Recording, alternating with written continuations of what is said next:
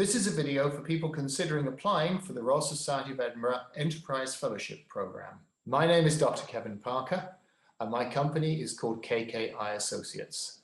Together with my colleague, Dr. Tony Alhous, we have been operating in the area of startups, spin-out companies for approximately 25 years, and we've probably carried out something like 500 assignments over that time. In particular, we've been working with the Royal Society of Edinburgh for the last 8 or 9 years, doing application workshops to help people produce better applications for the Royal Society of Edinburgh Enterprise Fellowship Scheme. Thank you. Hello, I'm Tony Alhous. I'm an associate of Kevin's. I've been working with him for about 25 years now, and we've covered a whole range of different technology projects across a whole different range of industries over that time. So we're pretty confident that we've seen most of the questions that you'll be wanting to address in putting your application together for the RSE. When you look at the enterprise application questions, there is an online questionnaire.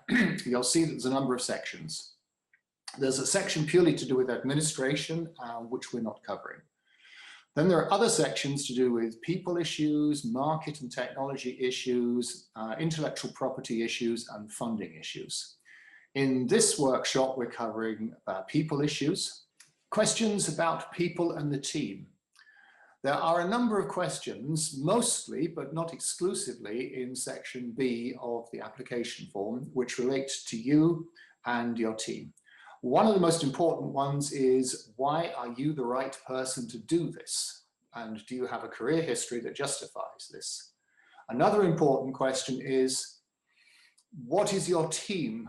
What are your partnerships and what are your connections? And we're going to be talking about some of those things as we go through this video. Now, here's an interesting slide. This isn't from the Royal Society of Edinburgh. This is from the Welsh Council for Voluntary Action. And we like this slide because in a summation, it tells you very neatly what it is that funders want to know. When you're asking people for money, they'll usually ask these kind of questions. Who are you? Do you have a track record? What's the problem you're trying to address? What's the best solution? You should have a look at this slide and make sure that you have covered all of these things in your application form.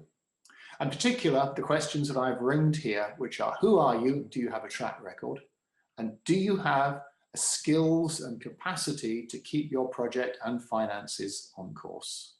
So we're going to talk about finding partners and building teams. What is it that we have to do to satisfy these questions? What will we have to do should we actually be successful in achieving the Enterprise Fellowship? So many business writers, academic sports coaches are very interested in the way that people work together in teams. They recognize the power of the team is far more than the sum of the individuals involved. But I'm going to start off with a few important points for you to consider and address in your application. So you need to build a team, and I put team in inverted commas because it's not just the people that will immediately be working with you. You need to sell your vision, I suppose, to actual potential customers. You need to get suppliers on board. There'll be people who want to collaborate with you. There'll be people that you'd like to very closely partner with, who might be directors of your company or your enterprise. There'll be people you want to hire. There'll be some of those people, hopefully will come from organizations or individuals with name recognition. And the exact nature of the team that you'll build is going to depend on your business model. But broadly, if you're selling products, you'll need people who can build products or supply products. If you're selling services, you need a different group of people who are going to help you supply those services. So a classic example of a management team that a startup company might comprise could be something like this. It could be a technical director, someone who is actually going to develop the invention. It could be a commercial director, someone who's actually going to sell the invention. It could be non-executive directors, people that provide contacts, advice, and credibility. And as your organization builds, you're almost certainly going to need someone in charge of the finances, the money, and possibly if you're actually a production organization, a supply organization, you're going to need someone in charge of operations. And the point I'd like to make here is you as the inventor, as the person getting the Enterprise Fellowship, can fill any or none of these roles. You might be chief executive, but on the other hand, you might not. And you need to think about very carefully about what role best suits you as you build the team. And in addition to that, you need to start thinking about the people that you'd like to join. There might be some specific individuals, or there might be some people that you think, I really need someone with this kind of background. I don't know who they are yet. I haven't met them, but you should be starting to think about the CV of the people you'd like to have on your team. Now, when you talk to people in personnel, recruiters and such like, they will divide someone's skills and expertise into two different areas. The skills and expertise, the qualifications, the experience, the number of years in business, the record of success. The jargon people talk about there is hard skills, fairly easily measured, easily quantified. Underneath that, people like to talk about personal qualities, the drive, the motivation, the persuasion, the teamwork, and the leadership. And recruiters will typically call those soft skills. And I think it's true to say that most recruiters would say hard skills get you the interview, but soft skills get you the job. And usually it's easier to find people with the right hard skills than the right soft skills. And that's partly because the latter can be more difficult to catalog or quantify. Now, if you talk to entrepreneurs and ask them about what it takes to build an entrepreneurial team and have that be successful, these are some of the things they'll come up with. Entrepreneurs have to be determined. They have to have extremely good communication skills. They have to be good at problem solving. They have to be good with people and teamwork. And you notice that most of these are personal or soft skills, not hard skills. How can you find out what your own hard and soft skills are? Hard skills, that's okay. You can look at your CV. How can you find out about your soft skills? Well, there are a number of things that you can do to analyze your soft skills. There's something called the Myers-Briggs test. You might hear people talk about, oh, X is an INTJ or X is an ESTP. There's also a useful test called the Belbin test, developed by Meredith Belbin, a psychologist, I think back in the 1980s. The Belbin test, which I would encourage you to look up online, there's a Wikipedia article on it, gives you an idea of, in a team situation, what are the kind of things that you are most likely to enjoy and to be comfortable doing, okay?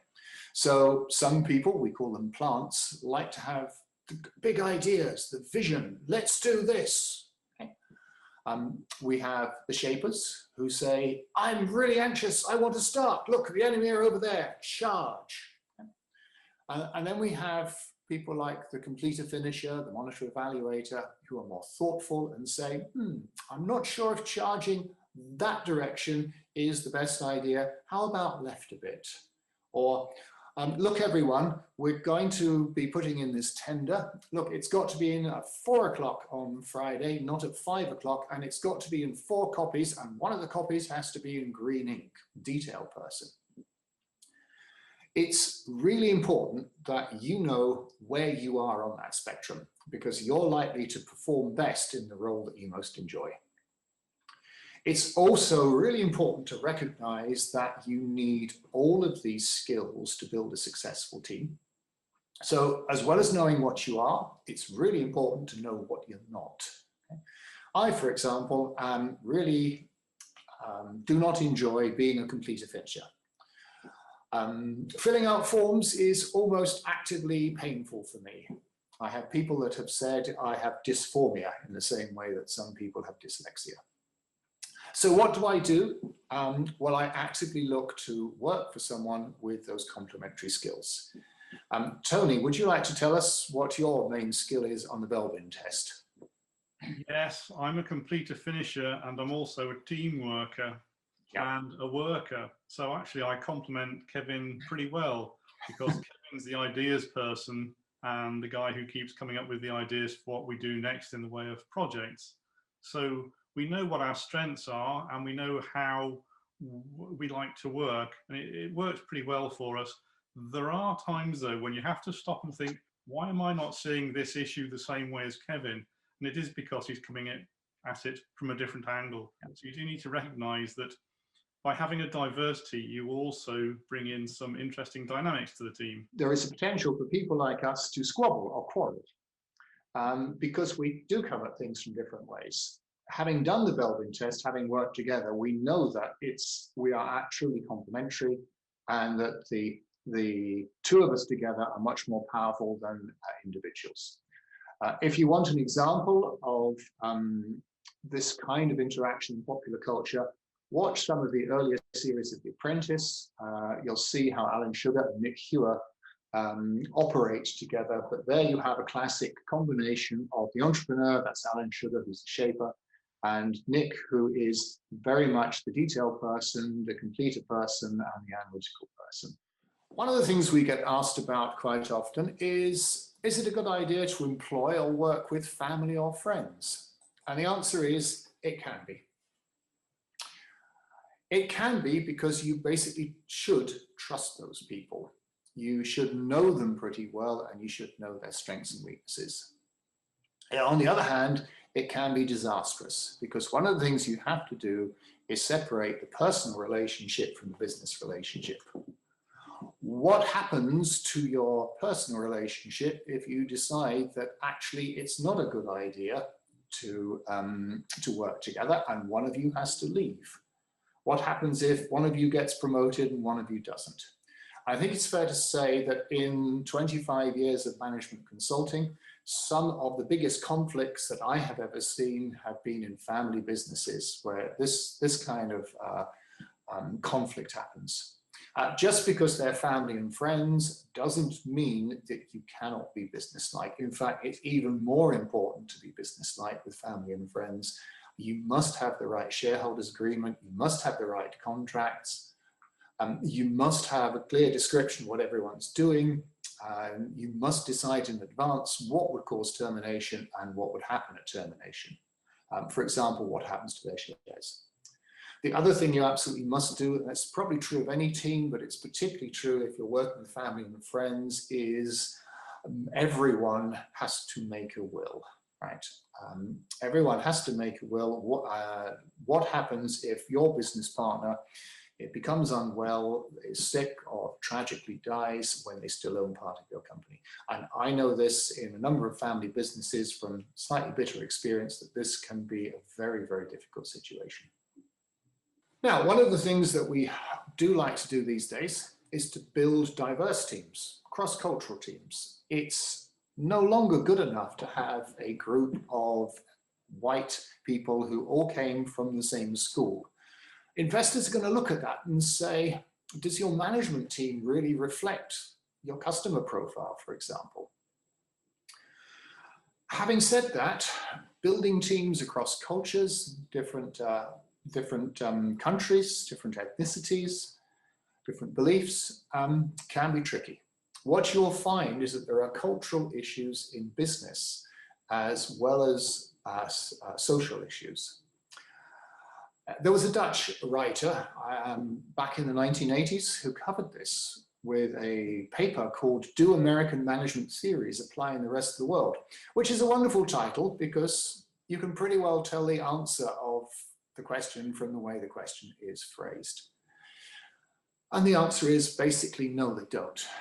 And he discusses things like the power distance relationship, individual decision-making versus collective decision-making, the avoidance or welcome of uncertainty, long-termism and short-termism. If you want a very clear example of how important this can be, you might read the Malcolm Gladwell book, Outliers. He talks about something called the power distance relationship. And the power distance relationship is all about how close the relationship is between a boss and a subordinate. Are they very, very formal with each other? Are they informal with each other? He quotes the example of a very formal business culture in Korea and a very informal business culture in New Zealand, and how that actually leads to very, very noticeable differences in the safety records of the Korean Airways and Air New Zealand. Having said all that, what is interesting is that even underneath those cross-cultural issues, for example, a Japanese person will tend to be slightly more formal and polite than many British people. You will still find that the Belbin test works. You will still find Japanese shapers who might be a bit more polite than a British one. You will still find American monitor evaluators, right? So those things still apply. They'll just have a different, if you like, coating on them. Other useful concepts when you're thinking about your team. One concept, this man called Tuckerman, and some of you may have heard this, it's called forming, storming, norming, and performing. Basically what Tuckerman said, by observing a number of teams, is teams don't just spring into existence, they tend to evolve. And one of the things that he noticed is that the best teams typically go through a forming and storming process. So expect to have challenges and arguments as you build the team before it actually settles down, right? Get used to that. The other useful concept is Maslow. Abraham Maslow analyzed the benefits that people get from work. Maslow created and popularized the concept of the hierarchy of needs, where physical needs like shelter and warmth and food are at the bottom of the pyramid, and above that you get psychological needs. The need for money is in the middle, but for most people it's not at the top. What that means is that money will not be the only or the main motivator for most people beyond a certain point. And one of the challenges for the entrepreneur as they build their team and build their business is to figure out what people's motivators are and what you can do to make those people give their best. Now, while we're talking about money, it's useful to understand this. You'll be writing a business plan should you get the Enterprise Fellowship. And in that business plan, you'll need to think about the process of recruiting people into your team. You'll need to think about how long it takes and build that into your timeline. And how long might it take? On the slide here, you can see a number of things that need to be done. You need to identify the need. You possibly need to write a job description. You need to put the advert in relevant journals or places where they can see it, newspapers. You might need to choose and see first interviewees. You then will select a short list and give them a more longer interview process. You choose the person, then it's a question of negotiating terms and conditions and contracts. How long does that all take? Well, we've already taken, what, 3-4 months? And then, of course, the issue is if they're really good people that you really want to hire, they may be already employed. So what's their notice period? In other words, you can't just say, I will recruit a salesperson and they'll be up and working 2 weeks into the project. And of course, then the question is, what does it cost? And what it costs is this. At the low end, if you're lucky, it will cost you about 15% of the new person's starting salary. Just in your time, the administration that goes into doing this internally. Right? At the high end, it can take 50% or more. And the high end covers using people like executive search recruiters, headhunters. It also includes what you might need to buy people out of their present job. Right? So again, that's got to be built into your budgets and it's got to be realistic. So at this point, having covered a number of things for you to think about, I'm going to turn over to Tony and ask Tony to specifically talk about what investors think about people. And the reason I'm doing this is that Tony is a person who has both read people's grant applications and sometimes turned them down, and has read people's business plans. So he's been involved in both public and private sector innovation funding. Tony, over to you. Thanks very much, Kevin. So I just wanted to introduce you to some thoughts about teams and their importance to business angels. I'm going to talk about business angels in this presentation because they could be important to you as you come to the end of your fellowship, because these informal business investors are the kinds of people you'll be pitching your business plan to.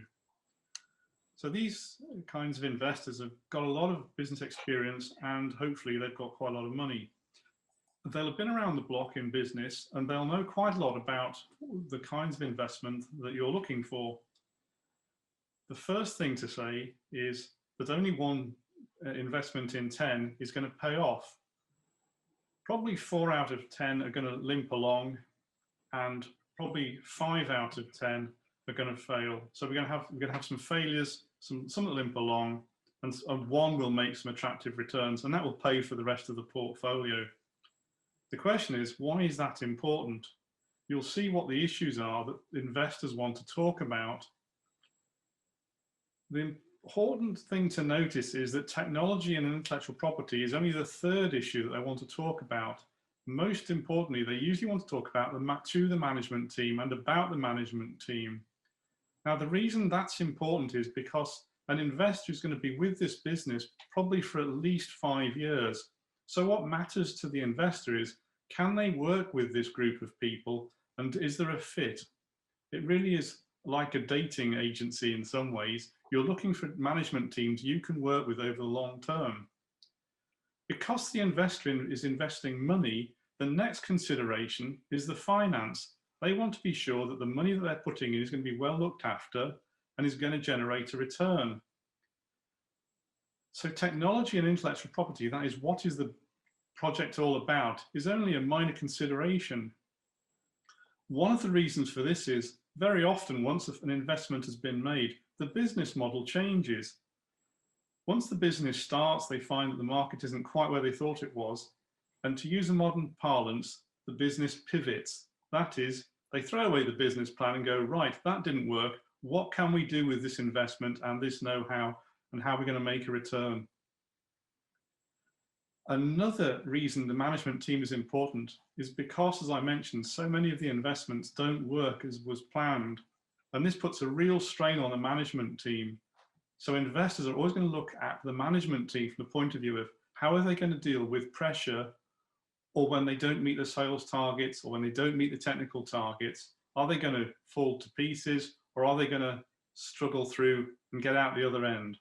So it's quite important to get a view from the investor's point of view. What they're looking at is the team strong and do they understand money? The technology and the business that you're pitching is a secondary consideration. So very often when you approach people for money, they're not going to ask you about your technology up front. What they're going to do is ask to meet with you so they can have a look at the whites of your eyes and see what kind of people you are.